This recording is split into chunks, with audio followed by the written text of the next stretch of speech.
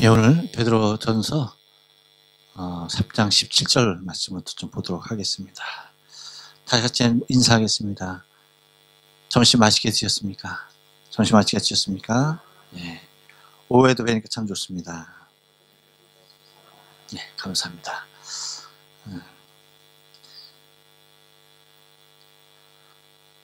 여름이 시작됐나 했더니 장마철 끝나고 여름이 본격적인 여름이 시작됐는데 어떻게 좀 이상해졌어요. 뭔가 이게 정상적인 주기를 이제 계절로 논할 수 없는 그러한 시대가 된 것 같아요. 이런 것을 보면서 우리는 좀 더 이제 깊이 생각해야 합니다. 뭐라고 생각하냐면 세상 사람들이 그냥 막연히 그래요. 말세야 그렇게 얘기를 합니다. 그렇지 우리는 뭐 하는 거예요? 말세라고도 얘기하지만 주님 오실 날이 정말 가까웠다. 그렇죠? 그렇게 우리가 얘기해야 합니다. 주님 오실 날이 다가왔습니다. 우리 한번 옆 사람하고 인사합니다. 주님 오실 날 다가왔습니다. 네, 그래요. 우리가 더 근신하고 마음을 주께 모아야 할 때입니다. 여러분 전통적인 설교를 한번 할게요. 여러분 우리에게 복이 무엇인가요? 복이 뭐예요? 복이.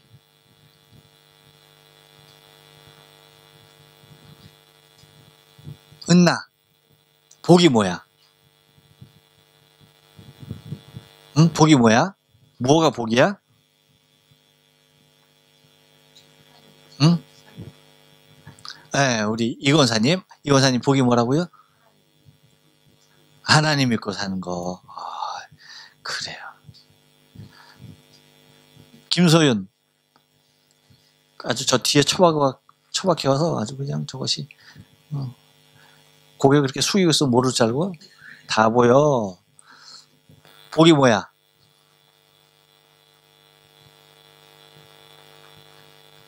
복이 뭐야? 저거 설교한 것도 그저그저 빨리빨리 안 올리고 저거 그냥.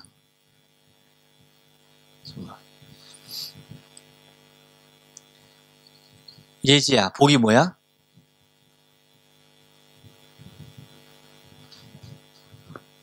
하나님을 아는 거? 그래. 김수현 지사님, 복이 뭐예요?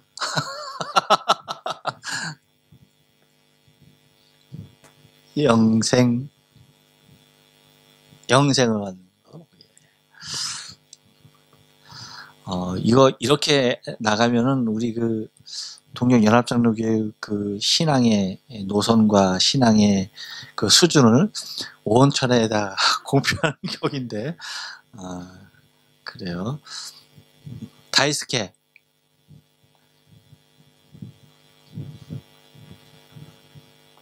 후쿠가 난 됐을까?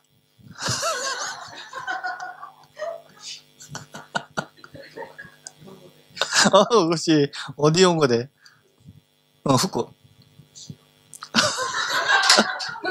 후쿠.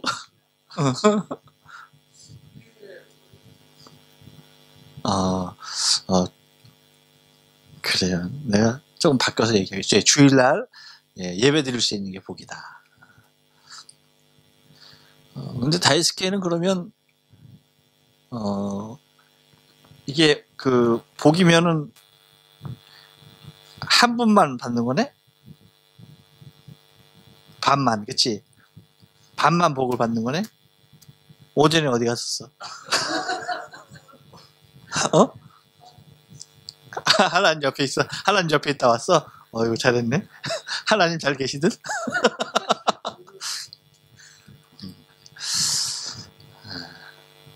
여러분, 우리가 그냥 복하면은 많은 사람들이 그렇게 생각해요. 어떻게 생각하냐면 고난이 없이 평안한 삶을 살다가 가는 것을 복이라고 생각해요. 아마 여러분들도 이 말에 대해서는 거의 아마 토를 달지 않을까 싶은데,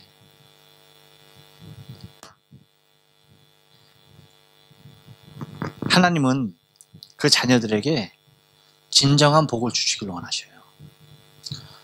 그래서 여러분, 우리가 생각하는 복이 하나님이 원하시는 복이라고 생각하면 안 돼요. 우리가 신앙의 고백을 통해서 하나님을 나의 하나님으로 고백하는 건 좋지만, 그쵸? 나의 뜻이 하나님의 뜻까지로 그렇게 믿고 나가면 안 돼요. 하나님을 나의 하나님으로 오셨으면 하나님의 뜻은 나의 뜻이 아니어야 돼요. 나의 뜻이 하나님의 뜻이 되어서는 안 돼요. 물론 나의 뜻과 하나님의 뜻과 일치가 될 때에 그것이야말로 가장 큰 복이죠. 그런데 하나님께서 당신의 자녀들에게 주시길 원하시는 복은 우리가 그냥 세상적인 개념의 복들이 아니다라고 하는 사실이에요.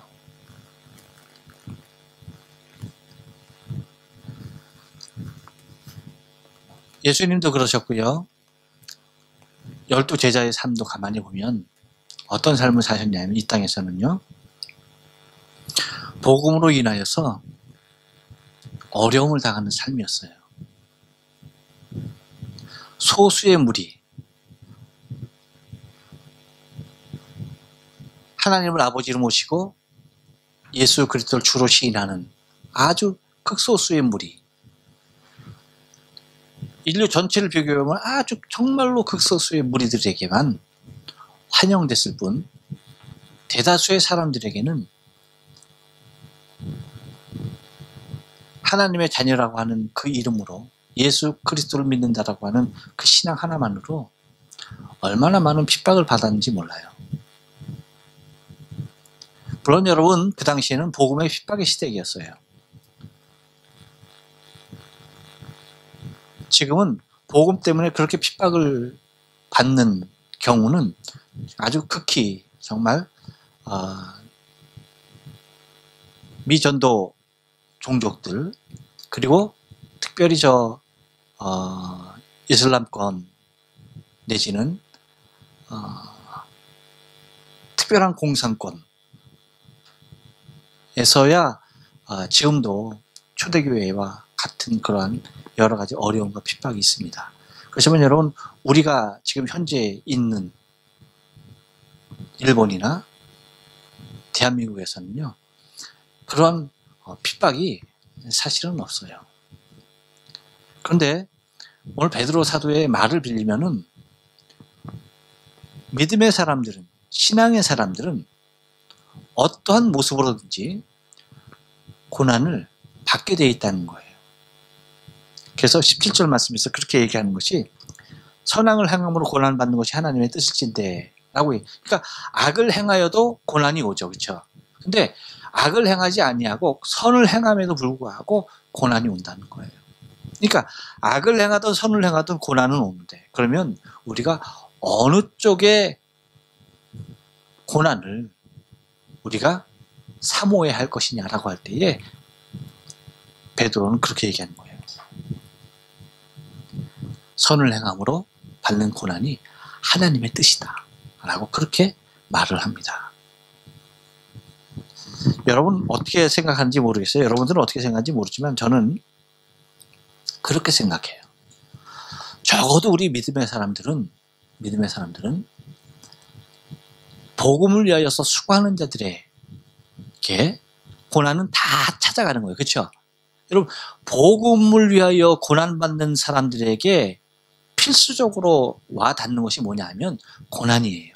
근데 복음을 위하는 자들을, 복음을 위하여 살아가는 사람들에게 찾아오는 그 고난이 여러분, 우리 믿음의 사람들에게까지 그 고난에 우리의 힘을 실어줘서는 안 되겠다라고 하는 것이 저 개인적인 바람이에요.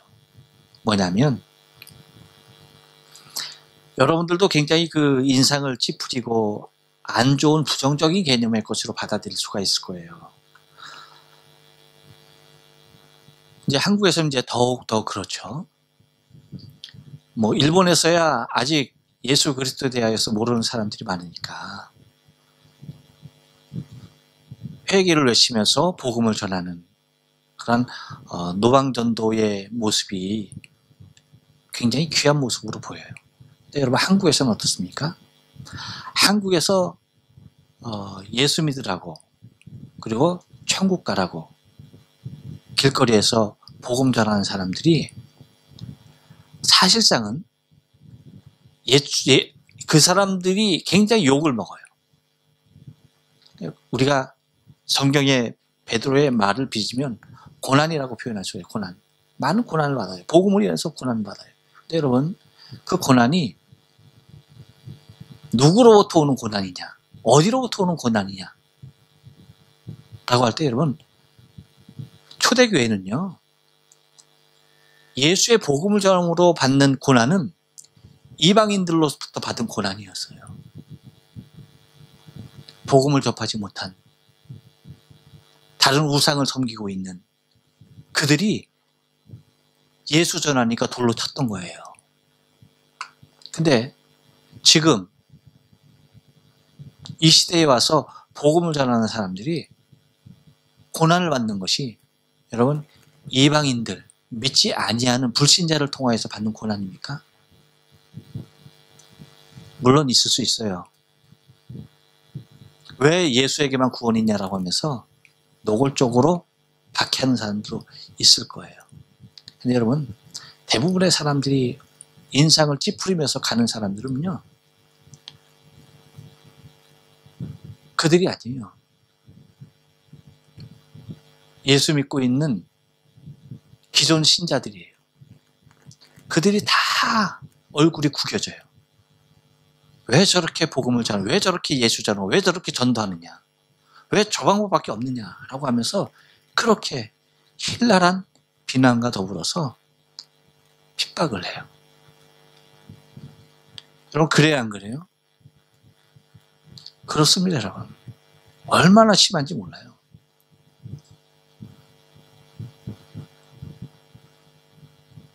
그런데 여러분 거기에 우리의 인상까지도 우리의 작은 한마디의 말까지도 우리의 작은 행동 하나까지도 그들에게 짐이 되어서는 안 돼요.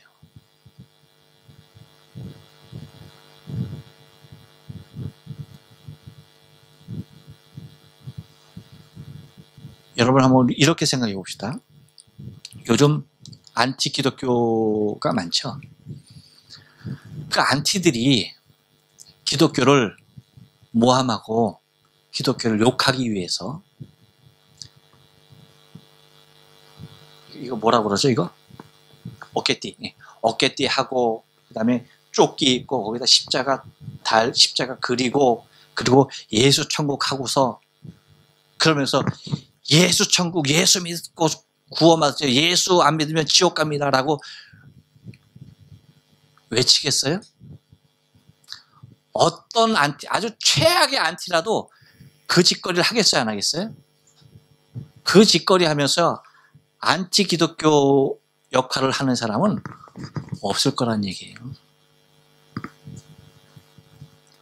그런데 그러한 모습의 사람들에 대하여서 오히려 복음을 갖고 있는 우리 믿음의 사람들이 정말 중보기도 해주고 전도지 돌리면 함께 시간 있으면 역전을 사니까 나도 같이 돌려주겠습니다 하면서 거기에 같이 동참하거나 그러한 그들의 마음을 헤아리거나 그들의 갖고 있는 그 복음을 위하여서 같이 하려고 하지는 않고요. 오히려 뭐 하는 거예요? 비방해요. 그 가장 근본적인 대표적인 이름, 대표적인 표명하고 있는 구실이 뭔지 아세요? 오히려 역효과다 라고 얘기해요. 근데 그런 오히려 역효과다, 오히려 예수 복음을 방해하는 사람들이다 라고 그렇게 구태여 표현하면서 얘기하는 그 이유가 뭔지 아세요? 정말 진짜 이유를 여러분 한번 제가 말할까요? 한 가지입니다. 한 가지. 옆 사람에게 얘기해줘요. 이 얘기가 아닙니다. 빡 이거 내가 한 거 아니에요. 이거. 옆 사람에게 얘기해줍니다. 진짜 얘기해줍니다. 내 자신이 못하기 때문입니다. 얘기해줘요 빨리. 예. 내 자신이 하지 않고 있기 때문에 그래. 내 자신이. 아세요 여러분?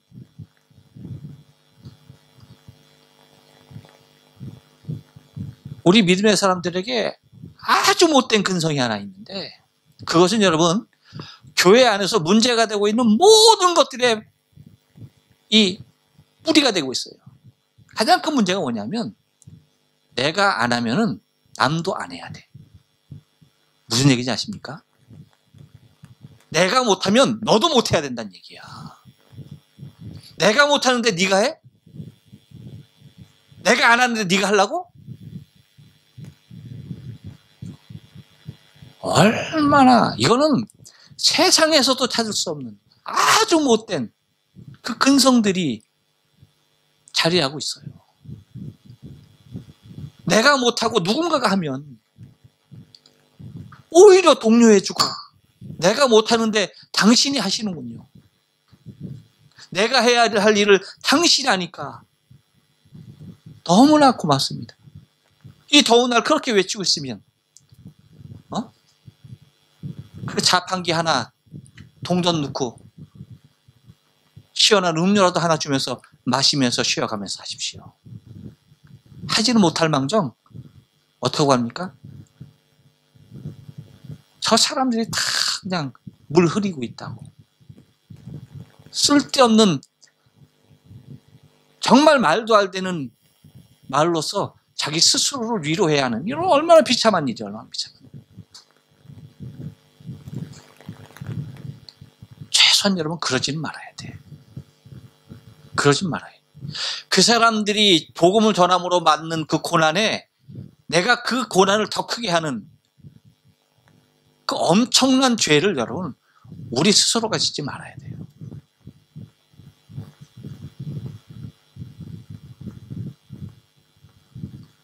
여러분 혹시 정말 누군가가 그렇게 복음 전하고 있으면 그냥 말없이 콤비니에 가세요. 그래서 시원한 음료 하나 사가지고요, 아무 말 없이 그냥 건네고 오세요. 건네기 뭐하면 그분 하시는데 그 앞에다, 그 뒤에 옆에다가 조용히 내려놓고 이거 마시고 하세요. 그리고 그냥 묵묵히 가든지 가세요. 근데 그 순간에 성령께서 정말 감동하시면은 같이 전하시고요. 같이 힘이 돼서 같이 전해주시고요. 그럴 시간이 없고 저 가면은 그러세요. 아, 정말 귀한 일 하십니다. 저도 암흑이란다. 저도 동정리 합장로교회 다니는 교회 있는데요, 제가 기도하면서 가겠습니다. 여러분 그렇게 한마디라도 위로하시면서 힘을 주세요. 왜? 그럼 복음을 전하면은 당연하게 찾아오는 것이 고난이라고 하는 거예요. 근데 우리는 고난 당하는 그 모습을 통하여서 복이라고 하지 않아요. 베드로는 하나님의 뜻일진대까지라고 얘기하고 있는데 하나님의 뜻이라고까지 얘기하고 있고, 그리스도는 이 복음을 위해서 당신의 생명까지 주셨고, 그리고 당신의 생명을 내오는 그 순간에도 베드로가 얘기하기를 뭐라고 말합니까? 19절에서 또한 저가 또한 영으로 옥에 있는 영들에게 전파하셨다라고까지 쉬지 아니하시고 이 복음을 전하고 계시는데, 우리는 뭐 하고 있는 겁니까? 오히려 복음을 전하는 자들에게 핍박을 가하는, 그 고난을 크게 하는 이방인들이 해야 할 몫을 하나님의 자녀라고 하는 사람들이 하나님의 가슴을 더 아프게 하는 일들이 얼마나 많을지 모른다는 얘기예요.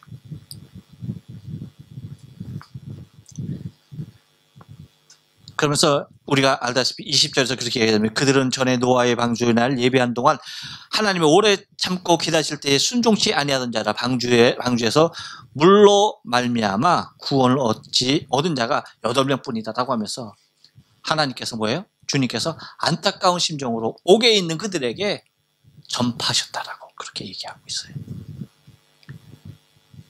곧 마지막 고난의 그 길에서도 주님은 그 일을 늦추지 아니하고 하시는 분이라고 말하고 있습니다. 여러분, 우리가 자녀를 키워봐서 알잖아요.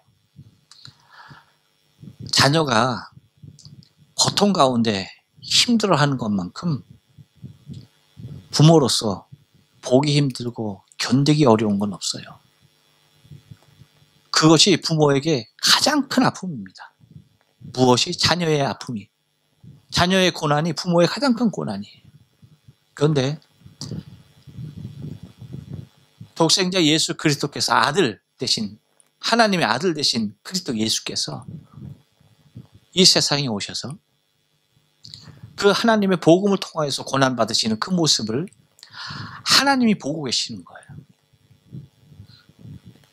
예수 그리스도가 받는 그 고난, 그 이상의 아픔이 하나님 당신에게 있는 거예요.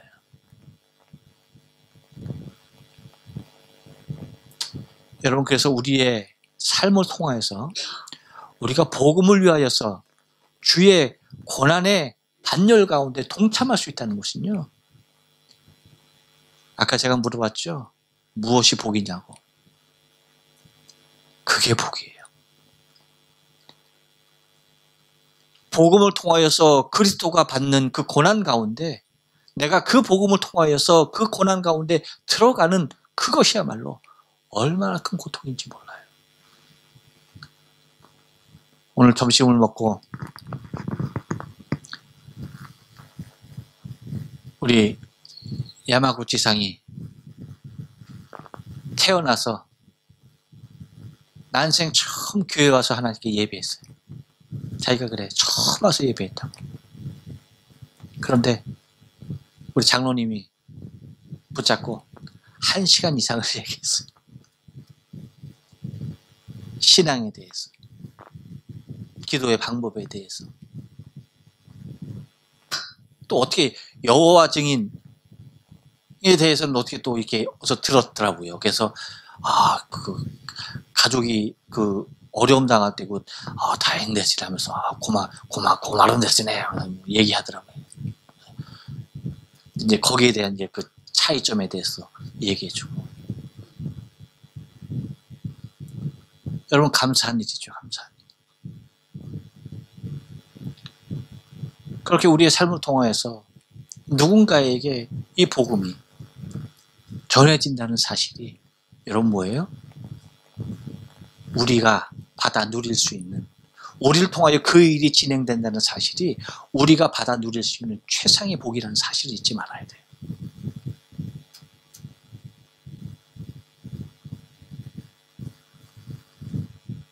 여러분, 저희가 우리 교회 굉장히 안타깝고 굉장히 아쉬운 모습이 뭐냐면, 우리 각자의 모든 사람의 신앙은 너무나 열심이고 좋아요. 근데 이게 머물러 있어. 이게 누군가를 통해서, 밖을 통하여서 뻗어나가지 못해. 우리가 잘 알잖아요. 지금은요, 교회가 세워졌다 해서 교회 찾아오는 사람은 없어요. 자기 스스로 찾아오는 사람은 없어요. 물론 우리 교회는 매주 몇 분씩 계세요. 자기 발로 스스로 찾아오시는 분들. 이분들은 다 한국에서 관광 오신 분들이 찾아오셔요. 기존의 성도들이에요. 믿지 않은 사람이 나 예수 믿겠다고 찾아오는 사람은 아무도 없어요. 그러면 이렇게 없는 모습 그대로 가야 되느냐? 그게 아니에요. 우리 주위에 아직 예수 믿지 않는 사람들에게 우리는 계속해서 권해야 돼요. 계속해서 문을 드리고 그걸 계속해서 청해야 돼요. 잔치자리가 있으니까 이 잔치자리에 와라. 여러분, 잔치는 청하는 것이잖아요. 청해야 돼요. 계속 청하라는 겁니다. 청해야 돼요. 우리가 오늘 이제 오전 예배를 이제 통해서 달란트 비유까지 이제 다 말씀을 드렸어요. 달란트 비유는 뭐예요? 결과적으로 뭡니까? 생명구원 아닙니까? 생명구원. 주님께서 오시는 그날까지 뭐예요? 우리가 해야 할 일은 생명구원 있잖아요. 생명구원. 그 일을 우리가 정말 열심히 하지 않으면 안 되는데, 그 일이 그리스도의 고난에 참여하는 진정한 복이라는 사실을 여러분이 깊이 명심하고 주님 오시는 그날까지 이 복을 받아 누릴 수 있는 저 여러분의 신앙의 삶이 되어져야 할 줄로 믿습니다. 기도하시겠어요?